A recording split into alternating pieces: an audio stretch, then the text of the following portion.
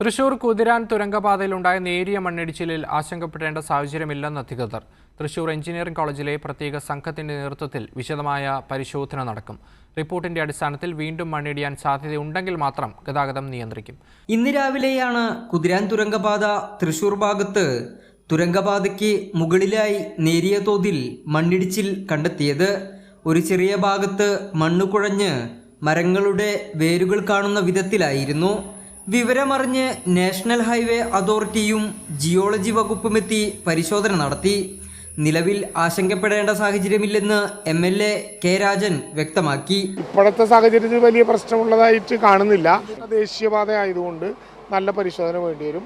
ദേശീയപാത അതോറിറ്റി പരിശോധിക്കുന്നുണ്ട്, സർക്കാരിൻ്റെ മൈനിങ് ആൻഡ് ജിയോളജി നോക്കുന്നുണ്ട്. അതിനു പുറമെ ഒരു ഇൻഡിപെൻഡൻറ്റ് എഞ്ചിനീയറെ കൂടി എടുത്ത് പരിശോധിക്കാൻ വേണ്ടി എഞ്ചിനീയറിംഗ് കോളേജുമായിട്ട് നമ്മളിപ്പോൾ ബന്ധപ്പെട്ടിട്ടുണ്ട്. അപ്പോൾ ആ കാര്യം കൂടി നോക്കാവുന്നതാണ്. ഫോറസ്റ്റ് ടീം അവിടേക്ക് ഇപ്പോൾ കയറി നോക്കാൻ വേണ്ടി പോയിട്ടുണ്ട്. വനം വകുപ്പ് ഉദ്യോഗസ്ഥരുടെ നേതൃത്വത്തിൽ തുരങ്കപാതയുടെ മുകളിൽ കയറി പരിശോധന നടത്തി. പ്രദേശത്ത് ജലത്തിന്റെ സാന്നിധ്യം ഉണ്ടോ എന്ന് പരിശോധിക്കും. അങ്ങനെയുണ്ടെങ്കിൽ വീണ്ടും മണ്ണിടിയാൻ സാധ്യതയുണ്ടെന്ന് അധികൃതർ പറഞ്ഞു. തൃശൂർ ഗവൺമെന്റ് എഞ്ചിനീയറിംഗ് കോളേജിൽ നിന്നുള്ള പ്രത്യേക സംഘമെത്തി വിശദമായ പരിശോധന നടത്തി റിപ്പോർട്ട് കളക്ടർക്ക് സമർപ്പിക്കും.